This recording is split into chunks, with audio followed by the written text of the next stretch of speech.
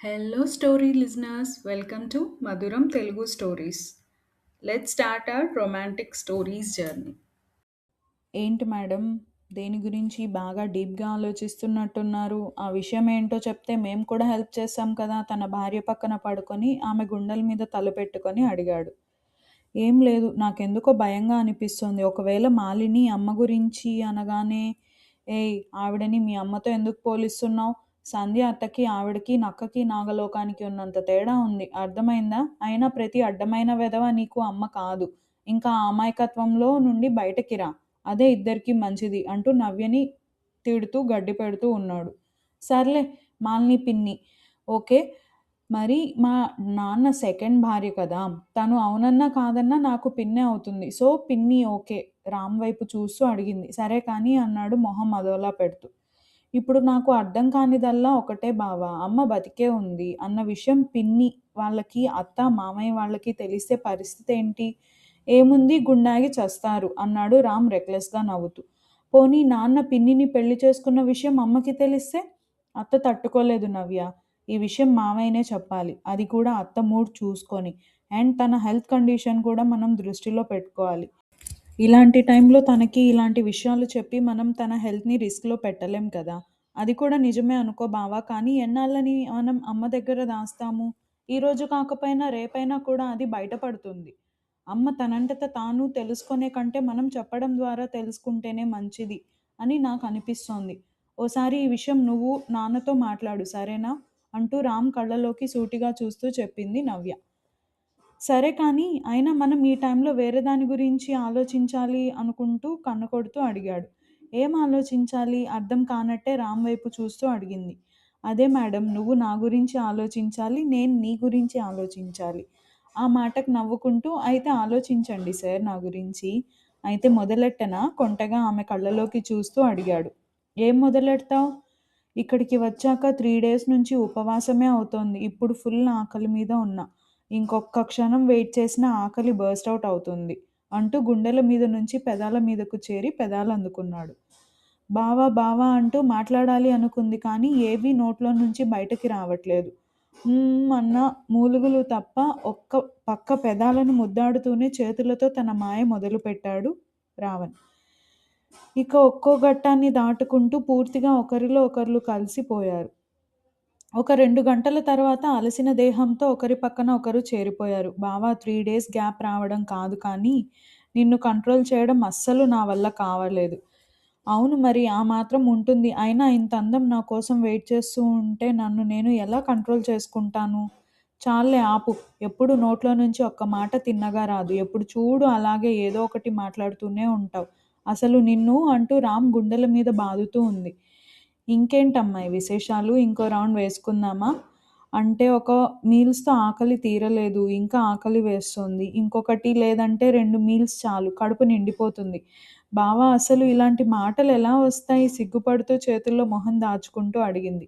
ఏ మొగుడికి అయినా వాడి పెళ్ళాన్ని చూస్తే ఆటోమేటిక్‌గా వచ్చేస్తాయి. అయినా చెప్పు నాకైతే ఆకలి అస్సలు ఆగడం లేదురా! నా మీల్స్ నేను తీసుకుంటా. నీ మీల్స్ నువ్వు తీసుకుంటావు. నేను కాదు అనడం లేదు కానీ నాకు సరదా తీరిపోతుంది. అబ్బా! ఏం కాదులేవే తర్వాత పడుకో నేను వద్దని చెప్పను. ఇప్పుడు మాత్రం ఒప్పుకోవే ఒక పక్క మాట్లాడుతూనే ఇంకో పక్క చేతిని నడుము చుట్టూ వేసి గట్టిగా అతని దగ్గరికి అదుముకున్నాడు.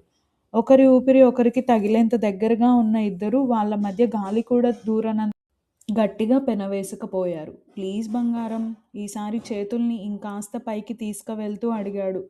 బావా ప్లీజ్ వద్దు బావా మళ్ళీ ఏమైనా ఉంటే నైట్ చూసుకుందాం. అంత లేదు కానీ రా అంటూ మరోసారి ఆమె పెదాలను అందుకున్నాడు. ముందు వద్దు అని వారించినా అతని ప్రేమకి పూర్తిగా దాసోహం అవుతూ అతనిలో కలిసిపోయి మరొక మధురానుభూతిని పోగు చేసుకుంది. ఇక ఆ తర్వాత కూడా ఇంకో మీల్స్ అంటూ నవ్య ఏడుపు మొహం పెట్టడంతో ఇక తనని మరీ ఏడిపించడం ఇష్టం లేక తనని పడుకోపెట్టి జో కొడుతూ ఉన్నాడు. రామ్‌ని గట్టిగా హత్తుకొని చిన్నపిల్లలా దగ్గరకు ముడుచుకుపోయి పడుకుండిపోయింది నవ్య. ఇక కొంతసేపటికి ఫుడ్ ఆర్డర్ పెట్టి అది రావడంతో మెల్లిగా తనని నిద్రలేపి తనకి అన్నం తినిపించి మళ్ళీ పడుకోపెట్టేశాడు. ఈసారి రామ్‌ని కూడా పడుకోపెట్టేసింది నవ్య. అలా రోజు మొత్తం రూమ్‌కే పరిమితమై ఉండిపోయారు ఇద్దరు లవ్ బర్డ్స్. గీతక్క, విక్కీ బావ నిన్ను ఇలా చూస్తే ఫ్లాట్ అంతే. అసలు అమ్మాయిని నాకే మూడొచ్చేస్తోంది. నిన్ను ఇలా చూస్తుంటే ఇంక బావ అయితే అస్సలు చెప్పక్కర్లేదు గీత. మీ ఫస్ట్ నైట్‌కి రెడీ చేస్తూ చెప్పింది తన కజిన్. ఒసేయ్! ఇంకొక మాట నీ నోట్లోంచి వచ్చినా కూడా నిన్నేం చేశానో కూడా నాకే తెలీదు. అసలేమనుకుంటున్నావే? ఇంకొక మాట మాట్లాడితే బాబాయ్‌తో చెప్పి ఇంకో 1 మంత్‌లో నీ పెళ్లి జరిపిచ్చేస్తాను. ఆ పని చెయ్యక్క. హ్యాపీగా నేను నా మొగుడు డ్యూయెట్లు వేసుకుంటూ బతికేస్తాం. సిగ్గు లేకపోతే సరే అంటూ చెల్లెల్ని కసురుతూ ఉండగానే అక్కడికి వచ్చారు విక్కీ తల్లి. కోడల్ని చూసి బంగారు బొమ్మలా ఉన్నావు. ఇదిగో ఈ పాలు తీసుకొని వెళ్ళు. నన్ను 3 నెలల్లో నానమ్మని చేసేయాలి. అర్థమవుతోందా? చిన్నగా కోడలికి మాత్రమే వినిపించేలా చెప్పారు. అత్త మరీ ఇంత ఫాస్ట్‌గా రిజల్ట్ అంటే కష్టమే అంది గీత. అస్సలు సిగ్గులేదు. వెళ్ళు మీ ఆయన నీకోసం వెయిట్ చేస్తున్నాడు అంటూ కోడల్ని రూమ్‌లోకి పంపించి బయటికి వచ్చేశారావిడ. అప్పటి వరకు లేని సిగ్గు రూమ్‌లోకి అడుగు పెట్టగానే వచ్చేసింది. విక్కీ గీతను అలా చూడగానే ఒక్కసారిగా ఫ్లాట్ అయిపోయాడు. ఇదేంటి రోజు స్కర్ట్, షర్ట్‌లో ఒకలా ఉంటే ఈరోజు చీర కట్టుకుంటే ఫీలింగ్స్ ఇలా వచ్చేస్తున్నాయి. ఏంటి దేవుడా ఇది! ఈరోజు నన్ను నిద్రపోనిచ్చేలా లేదు అనుకుంటూ లేచి నిలబడ్డాడు. విక్కీ లేచి నిలబడేసరికి ఇంక గుండెల్లో గుబులు మొదలైంది గీతకి. వెళ్ళి డోర్ లాక్ చేసి గీత చేతిలో పాల గ్లాస్ గట్టిగా పట్టుకొని ముందుకు నడిచాడు. విక్కీ వెనకే వెళ్ళింది గీత కూడా. పాల గ్లాస్ అక్కడే పెట్టి కొంచెం దూరంలో నిలబడి ఉన్న గీత నడుము పట్టుకొని తన మీదకి లాక్కున్నాడు. బావా అంది భయంగా. అబ్బా నీ నోట్లో నుంచి బావా అనే పిలుపు వినడం చాలా రేర్ తెలుసా? అసలు ఈరోజు ఇంత అందంగా ఉన్నావేంటే? అసలు ఒక్క క్షణం కూడా కంట్రోల్ కావడం లేదు. పద ఇక ఆట మొదలెట్టాల్సిందే. అన్నిటికీ తొందరే బావా నీకు అంటూ విక్కీ నుంచి దూరం జరిగింది. ఏమైంది ఇంకా ఏమైనా ఉన్నాయా? ముందు మనం పాలు పంచుకోవాలి. ఆ తర్వాత స్వీట్స్, ఫ్రూట్స్ ఇవన్నీ తినవాలి. ఆ తర్వాతే ఆ పనిలోకి వెళ్ళాలి అని గీత నవ్వు ఆపుకుంటూ. ఆ మాటకి బిత్తరపోయి చూస్తూ ఉన్నాడు విక్కీ. విక్కీ చూపులకు నవ్వుకుంటూ బావా ఓకేనా? ముందు పాలతో మొదలు పెడదామా? అంది గీత. మొదలు పెడదాం. కాకపోతే ఆ పాలు కాదు నీ మురిపాలు అంటూ గీత తేరుకునే లోపే తనని మంచం మీదకి తోసి తన మీదకి వాలిపోయాడు. ఊహించని ఈ చర్యకి బిగుసుకుపోయింది గీత. అయినా ఏమైనా ఫిజిక్కా నీది? అసలు ఎంత వర్ణించినా ఏం చెప్పినా కూడా తక్కువే. నీ ఇంకా అంటూ తన చీరని పక్కకి తప్పించి ఈ నడుము, ఈ బొడ్డు వీటిని చూస్తూ గడిపేయొచ్చు తెలుసా? అసలు ఫుల్ బాటిల్ తాగిన రానికి నిన్న చూస్తుంటే వస్తుంది అంటూ పూర్తిగా తన మీదకు చేరిపోయి ఆమె పెదాలను మూసేశాడు. విక్కీ చేస్తున్న ప్రతి పనికి ఆమె అణువణువు స్పందిస్తుంటే అతని పేరు అందంగా పలుకుతూ ఉంది. ఇక ముద్దుతో మొదలై హద్దులు లేకుండా ఇద్దరి మధ్య జరిగిన ప్రణయ యుద్ధానికి ఆ 4 గోడలే సాక్ష్యాలుగా మిగిలాయి. రాత్రి ఎప్పుడో మొదలుపెట్టిన వాళ్ళ యుద్ధాన్ని తెల్లవారుతుండగా అప్పుడు విడమరిచి ఆదమరిచి ఆమె మీద అలానే అలసిన దేహంతో విశ్రమించాడు. విక్కీ జుట్టుని రబ్ చేస్తూ మెల్లగా నిద్రలోకి జారుకుంది గీత కూడా. నెక్స్ట్ డే మార్నింగ్ ఉదయాన్నే విక్కీ అమ్మగారు రూమ్ డోర్ తడుతూ ఉండడంతో బద్ధకంగా నిద్రలేచింది గీత. డోర్ పదే పదే బాదుతూ ఉండడంతో బాబోయ్ వీళ్ళందరికీ తెలుసు కదా ఫస్ట్ నైట్ గదిలో కొత్త జంట నైట్ అంతా తొందరగా పడుకోరని. మళ్ళీ ఉదయాన్నే వచ్చి డోర్ కొడతారు. నేను పడుకోవాలా వద్దా అనుకుంటూ వాళ్ళని తిట్టుకుంటూనే వెళ్ళి డోర్ ఓపెన్ చేసింది. ఎదురుగా తన అత్తగారు దర్శనం ఇవ్వడంతో ఏంటత్తా అంది నిద్రమోహంతోనే. ఒసేయ్ ముందు వెళ్ళి స్నానం చేసి ఈ చీర కట్టుకొనిరా దీపం పెట్టాలి. అవునా ఒక గంట సేపు పడుకొని లేచి చేస్తాను పర్వాలేదా? మూసుకొని స్నానం చేసిరా. పావు గంటలో నువ్వు బయట ఉండాలి. లేదంటే మామూలుగా ఉండదు నీకు.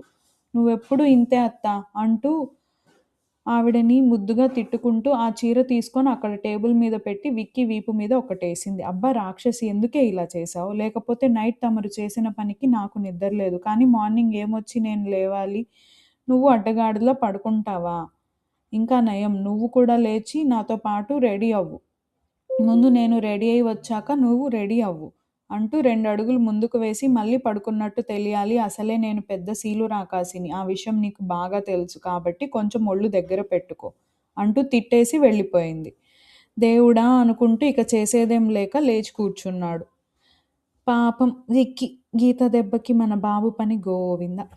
ఇక స్నానం చేసి వచ్చాక అప్పుడు విక్కీ కూడా ఫ్రెష్ అవ్వడానికి వెళ్ళాడు. తను వచ్చేలోపు రెడీ అయి కిందకి వెళ్ళిపోయింది గీత. వచ్చావా? ఇంకా నేనే వద్దాం అనుకుంటున్నాను. రా వచ్చి దీపం పెట్టు అంటూ ఆవిడ చెప్పడంతో దేవుడికి దీపం పెట్టి తన పెళ్లి జీవితం 3 పువ్వులు 6 కాయలుగా ఉండాలని ఆ దేవుడికి దండం పెట్టుకొని స్వీట్ చేయడం కోసం వెళ్ళింది. ఇదిగో నీకు అమ్మనైనా అత్తనైనా అన్నీ నేనే. అర్థమవుతుందా? అమ్మలాగా నువ్వు ఎలా మసులుకోవాలి భర్త దగ్గర అనే విషయం చెప్తాను. అత్తలా నా ఇంటికి వారసుడినివ్వమని కూడా అడుగుతాను. నాకు 2 పనులు చెయ్యాలి నువ్వు అన్నారు ఆవిడ గీత తల నిమిరి. నాకు తెలీదత్తా, నువ్వు పేరుకి మాత్రమే నాకత్తవి. కానీ ప్రేమ పంచడంలో నాకు అమ్మవి. ఆ విషయం నాకు బాగా తెలుసు. నువ్వు ఎక్కువ దాని గురించి ఆలోచించొద్దు. అయినా ఒకటి చెప్పనా? నీ కొడుకు స్పీడ్‌కి ఇంకొక సంవత్సరంలో నువ్వు నాన్నమ్మవి ఖచ్చితంగా అవుతావులే అంది గీత. అదే మరి, ఇలాంటి మాటలే వద్దు అని చెప్పేది. ముయ్. సైలెంట్‌గా ఉండడం నేర్చుకో. కొంచెం ఏవి మాట్లాడాలి, ఏవి మాట్లాడకూడదు ఇలాంటివి కొన్ని ఉంటాయి. అవన్నీ చూసి మసలుకోవాలి. అర్థమవుతోందా? అన్నారావిడ. సర్లే అంటూ ఆవిడతో మాట్లాడుతూ స్వీట్ ప్రిపేర్ చేసి మళ్ళీ దేవుడికి నైవేద్యం పెట్టి అవి అందరికీ ఇచ్చింది. గీత వెళ్ళి అల్లుడికి ఇచ్చిరా అంటూ గీత తండ్రి చెప్పడంతో స్వీట్ పట్టుకొని విక్కీ దగ్గరికి వెళ్ళింది గీత. అప్పటి వరకు అతి కష్టం మీద మేల్కొని ఉన్న విక్కీ ఇక తన వల్ల కాక అప్పుడే పడుకున్నాడు. గీత రూంలోకి వచ్చేసరికి పడుకొని ఉన్న విక్కీ కనిపించడంతో కోపంగా వెళ్ళి విక్కీ షర్ట్ కాలర్ పట్టుకొని పైకి లేపి, ఏరా, రాత్రంతా నన్ను పడుకోకుండా చేసి నువ్వు ఇప్పుడు హాయిగా పడుకుంటావా? నేను నీకు మరీ మరీ చెప్పాను కదా పడుకోవద్దు అని. అయినా పడుకుంటావా నిన్ను అంటూ విక్కీని కొట్టడం మొదలెట్టింది. అబ్బా, బుద్ధి తక్కువై పడుకున్నాను. చాలా ఇప్పటి వరకు లేచి కూర్చొని ఉన్నాను. ఇంక నా వల్ల కాక పడుకున్నా. ప్లీజ్ బంగారం పడుకోనివ్వవే. నో, అస్సలు కుదరదు. ఎందుకో తెలుసుకోవచ్చా? ఇప్పుడు నేను కింద ఉంటా. నువ్వు హాయిగా పడుకుంటావు. రాత్రులు నిద్ర పట్టదు. సో నన్ను గెలుకుతావు. అదే ఇప్పుడు నువ్వు కూడా మేల్కొని ఉన్నావనుకో, అప్పుడు నైట్ నాకులాగే నీకు కూడా నిద్ర వస్తుంది. హాయిగా పడుకుంటావు. దేవుడా, నువ్వు తింగరదానివో తెలివైన దానివో నాకు అర్థం కాదే అంటూ ఉండగా అక్కడికి వచ్చారు విక్కీ తల్లి. ఇదిగో మీరిద్దరు టిఫిన్ తినేసి లోపల ఉండండి. ఈ 3 రోజులు నువ్వు ఎక్కువగా బయటికి రాకూడదు, సరేనా అంటూ విక్కీ తల్లి గీతతో చెప్పేసి అక్కడి నుంచి వెళ్ళిపోయింది. లోపలికి వచ్చిన గీతని చూసి నవ్వుకుంటూ, అయితే ఇప్పుడు నాకు నిద్ర మొత్తం పోయింది. సో అమ్మాయి గారు ఎలానో మేల్కొని ఉంటారు కాబట్టి మళ్ళీ ప్రాసెస్ కంటిన్యూ చేద్దామా అడిగాడు విక్కీ హస్కీగా. విక్కీ, నువ్వు పడుకోవాలి అన్నావు కదా, టిఫిన్ తినేసి పడుకో. నాకు కూడా బాగా నిద్ర వస్తుంది, పడుకుంటాను. అయ్యో, ఎవరో పడుకోకూడదు అని చెప్పారు, అందుకే డిసైడ్ అయిపోయాను పడుకోకూడదని. అబ్బా, అవన్నీ నిన్ను ఏడిపించడానికి చెప్పానురా బాబు అంది గీత తల కొట్టుకుంటూ. గీతని చూసి నవ్వుకుంటూ టిఫిన్ తినేసి తనతో కొంచెం సేపు మాటలు చెప్తూ ఉన్నాడు. గీత కూడా విక్కీతో నవ్వుతూ మాట్లాడుతూ ఎప్పుడుకో నిద్రలోకి జారుకుంది. గీత పడుకుంది అని కన్ఫర్మ్ చేసుకున్న తర్వాత అప్పుడు నిద్రపోయాడు విక్కీ కూడా బయట హాల్లో. అన్నయ్య, నువ్వు గీతకి విషయం చెప్పావా? లేదమ్మా. నువ్వు విక్కీకి చెప్పావా? లేదన్నయ్య. వీళ్ళకి విషయం తెలిస్తే గోలగోల చేస్తారు. నెల రోజులు మనం వీళ్ళని ఇక్కడి నుంచి కదలని ఇవ్వము అని చెప్తే ఏం చేస్తారో ఏంటో అని భయంగా ఉంది. నేను వీళ్ళ సార్ అదే రామ్ గారికి కాల్ చేశాను. ఆయనకి విషయం చెప్తే ఆయన ఒప్పుకున్నారు కాబట్టి ఎక్కువ గోల చేయరు అని నేను అనుకుంటున్నాను. కాబట్టి వీళ్ళు ఎప్పుడు ఎలా ఉంటారో మనకు తెలీదు కదా, అందుకని ఖచ్చితంగా చెప్పలేం. నేను అదే అనుకుంటున్నాను అన్నయ్య అంటూ అన్నతో మాటల్లో పడిపోయారు ఆవిడ. ఇక ఆ 3 రోజులు ఇద్దరు రూమ్లో గడిపేశారు. ఆ తర్వాత పెద్దవాళ్ళు కలిసి వాళ్ళకి విషయం చెప్పి రామ్తో మాట్లాడి ఒప్పించాము అని కూడా చెప్పడంతో మొదట గోల చేసిన తర్వాత సైలెంట్ అయిపోయారు ఇద్దరు. ఇక 16 రోజుల పండగ కూడా పూర్తి చేసుకొని నెల రోజులు తమ ఊర్లోనే గడిపేశారు విక్కీ ఇంకా. నెక్స్ట్ డే మార్నింగ్ నవ్య కంటే ముందే నిద్రలేచాడు రామ్. తన పక్కనే ఆదమర్చి నిద్రపోతున్న భార్య మోము చూస్తూ ఉంటే భలే ముద్దుగా అనిపించింది తనకి. పక్కకి వంగి భార్య నుదుటిన ముద్దు పెట్టుకున్నాడు. కొన్ని రోజులు టైం ఇవ్వవే, మన అన్ని ప్రాబ్లమ్స్ సాల్వ్ చేసేస్తాను. ముందు ఆ మాలిని, శ్రీజ వాళ్ళ సంగతి చూడాలి. అమ్మని నాన్నని మార్చాలి. నాకు తెలిసి అమ్మా నాన్న మాలిని వల్లే ఇలా తయారయ్యారు. అసలు అమ్మకి సంధ్య అత్తతో ఉండే పగేంటో తెలుసుకోవాలి. ఇవన్నీ జరగాలి అంటే ముందు మాలిని అడ్డు తొలగించుకోవాలి. కానీ అది ఎలా అనుకుంటూ ఆలోచిస్తూ ఉన్నాడు. రామ్ ఇలా తన ఆలోచనల మధ్యలో ఉండగా నిద్రలో కదిలింది నవ్య. నవ్య వైపు చూస్తూ గుడ్ మార్నింగ్ మేడం అన్నాడు రామ్ నవ్వుతూ. తన మాటలకి మూసి ఉన్న కళ్ళని తెరుస్తూ మళ్ళీ మూస్తూ వెరీ గుడ్ మార్నింగ్ బావా నవ్వుతూ చెప్పింది. ఏంటి మార్నింగ్ మార్నింగ్ అమ్మాయి గారు ఇంత అందంగా కనిపిస్తున్నారు? ఇదిగో నిన్న మొదలు పెట్టావు, అసలు వదులుతున్నావా నువ్వు నన్ను? అరే, ఒకసారి నన్ను చూసి ఆ మాట మాట్లాడు. చూడు ఎలా ఉన్నానో, నాకిప్పుడు స్నానం చేయాలి అన్న భయం వేస్తోంది. ఈ ఘాట్లు ఎంత మంట పుడతాయో తెలుసా? అసలు దయలేదు బావా నీకు, ఏడుస్తున్నట్టు మొహం పెడుతూ చెప్పింది. ఓయ్, అది నా తప్పు కాదే అంటూ ఉండగానే, ఆపు బాబు, మన ఫస్ట్ రైట్ రోజు నుంచి చూస్తున్నా.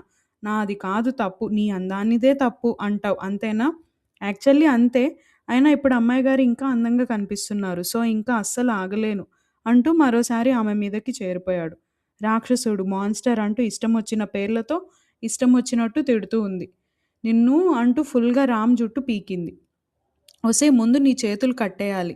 అవును బంగారం, ఇలా ట్రై చేద్దామా అడిగాడు రామ్. ఎలా అనుమానంగా అడిగింది నవ్య. అంటే అమ్మాయి గారి చేతులు కాళ్ళు కట్టేస్తా, ఆ తర్వాత అంటూ కన్ను కొట్టాడు. చీచీ, అప్పుడు అది రొమాన్స్ కాదు, రేప్ అవుతుంది, నీ సైకో ఫెలో అంది నవ్య. అలా అంటావా, నన్నే సైకో అంటావా అంటూ నవ్య రెండు చేతులు తన ఎడమ చేతిలో బంధించి పైకెత్తేశాడు. ఇప్పుడు చెప్పవే, ఏం చేయమంటావు? ఏం చెయ్యొద్దు అంటాను. అరే బంగారం, ఏం చేయకూడదు అంటే కష్టమే. ఏదో ఒకటి చేసేయాలి, లేదంటే బాడీ అస్సలు తట్టుకోవట్లేదు. చూడు, వింటర్, అది కూడా ఏసీ రూమ్లో ఫుల్ స్పీడ్లో తిరుగుతున్న ఫ్యాన్ కింద కూడా చెమటలు పట్టిస్తున్నావంటే ఏమందే నీది అంది ఆమె చెవిలో హస్కీగా అంటూ ఆమె చెవిపై ముద్దు పెట్టాడు. ఒక్కసారిగా బాడీ మొత్తం పులకరించినట్టు అనిపిస్తూ ఉంటే సిగ్గుతో తల దించేసింది. బేబీ యూ సో సెక్సీ అంటూ మరొక చెవిలో చెప్పి ఆ చెవి మీద కూడా ముద్దు పెట్టాడు. ఈ ముద్దుకి పూర్తిగా రామ్ కంట్రోల్లోకి వెళ్ళిపోయింది. అలా ముద్దులు కాస్త గట్టులు తెంచుకొని ప్రణయ యుద్ధానికి దారి తీసింది. నవ్వుతూ మరొకసారి తన సర్వస్వాన్ని అతనికి అర్పించుకుంది నవ్య. నవ్యని పూర్తిగా తనలో కలిపేసుకుంటూ తనతో ప్రతి ఒక మధురమైన జ్ఞాపకంగా మలుచుకుంటూ ఆమెతో స్వర్గ సుఖాలను పొందుతున్నాడు రామ్. కొంతసేపటికి తనని వదిలి దూరం జరిగాడు. బావా, నాకు శ్రీజ గురించి భయంగా ఉంది. మళ్ళీ తను మన మధ్య రాదు కదా? భయంగా రామ్ వైపు చూస్తూ అడిగింది. నవ్య, అది మనల్ని గెలక్కుండా అస్సలు ఉండదు. దానికి ఫుల్ స్టాప్ నేనే పెడతాను. కాకపోతే ఫస్ట్ లీడ్ దాన్ని తీసుకొనిద్దామని వెయిట్ చేస్తున్నాను. అంటే ఏం చేయబోతున్నావు? ప్రశ్నిస్తూ అడిగింది. అది తన మూవ్‌ని బట్టి ఉంటుంది. అప్పుడే నేను ఏమి చెప్పలేను అన్నాడు రామ్. ఏమి చెప్పలేనంటే అర్థమేంటి? అరె! తను ఏం ప్లాన్ చేసుకుంటూ ఉందో నాకేం తెలుస్తుంది? తను ఎలా చేయబోతుందో చూసి దాన్ని బట్టి నేను నా స్టెప్ తీసుకుంటాను. అర్థమవుతోందా? అంటూ నవ్య బుగ్గ తట్టి, నువ్వు ఇలాంటి విషయాల గురించి పెద్ద ఆలోచించొద్దు. ఇలాంటివన్నీ చూసుకోవడానికి నీ బావ ఉన్నాడు. నువ్వు కేవలం మీ బావకి ఒక కూతుర్ని కనిపెట్టే ప్రాసెస్‌లో ఉండు, అది చాలు. పో బావ అంటూ సిగ్గుపడుతూ చేతుల్లో మొహం దాచేస్తుంది. నవ్య ప్రవర్తనకి నవ్వుకొని తనని గుండెలకి హత్తుకొని ఉన్నాడు. కనీసం రేపైనా బయటకి వెళ్దామా? లేదంటే రేపు కూడా ఇలానే మంచానికి పరిమితం చేస్తావా? సర్లే ఏడవకు, రేపు బయటకి తీసుకొని వెళ్తాను. నిజంగానా? మీ ఆయన మీద కొంచెం నమ్మకం ఉంచవే. సర్లే అండ్ రామ్‌తో మాట్లాడుతూనే పడుకుండిపోయింది. రామ్ కూడా నవ్యని గట్టిగా హత్తుకొని ప్రశాంతంగా పడుకున్నాడు. నెక్స్ట్ అప్డేట్‌లో కలుద్దాం. Please like, comment, subscribe and share it with your friends. Thank you.